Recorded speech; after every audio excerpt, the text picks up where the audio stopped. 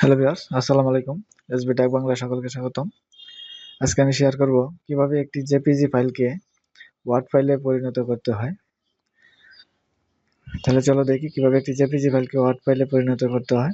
তো আমি একটি ব্রাউজার ওপেন করে নিব, যেহেতু অনলাইনে কাজটা করব আমি কোনো সফটওয়্যার ছাড়াই। আমি গুগল ক্রোম ব্রাউজারটা ওপেন করে নিলাম। এখন সার্চ বারে আমি লিখব JPG to word, JPG to word. এখানে আসছে জেপিজি টু ওয়ার্ড, আমি ক্লিক করলাম। এখানে আছে convert JPG to word online free, এটাতে আমি ক্লিক করব। এখন স্ক্রল করে একটু নিচে যাব, এখানে আছে সিলেক্ট ফাইলস। আমার ফাইলটা যেটা আছে জেপিজি, সেটা আমি সিলেক্ট করব, এখানে আপলোড করব।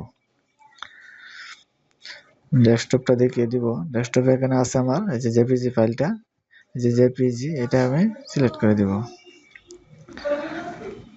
আমার আপলোড হয়ে যাচ্ছে জেপিজি ফাইলটা।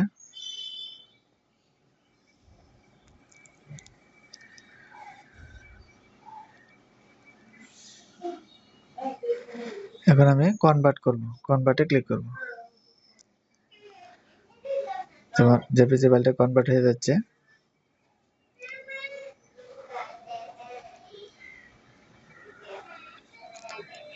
যে কনভার্ট হয়ে গেছে, আমি এখন এটাকে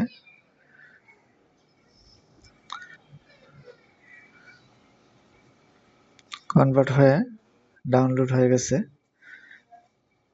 আমি ডাউনলোড করে ফেলছি। এখন দেখবো আমি কোথায় আছে ফাইলটা। এই যে আমি এটা ওপেন করব এখন।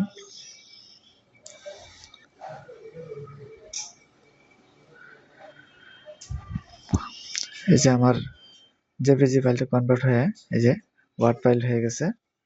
যে এখন এটা আমি কিন্তু লেখাগুলো চেঞ্জ করতে পারবো এবং নতুন লেখা সংযুক্ত করতে পারবো, এবং সেটা কপি করে আমি ওয়ার্ড ফাইলে নিয়ে আমি কাজ করতে পারবো।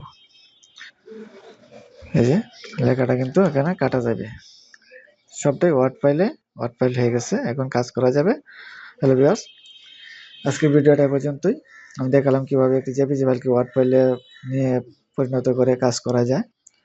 তো আমার চ্যানেলে নতুন থাকলে চ্যানেলটা সাবস্ক্রাইব করে রাখবে, যাতে পরবর্তী ভিডিও আপলোডের সাথে নোটিফিকেশন পেয়ে যাও। ওকে, থ্যাংক ইউ, ধন্যবাদ।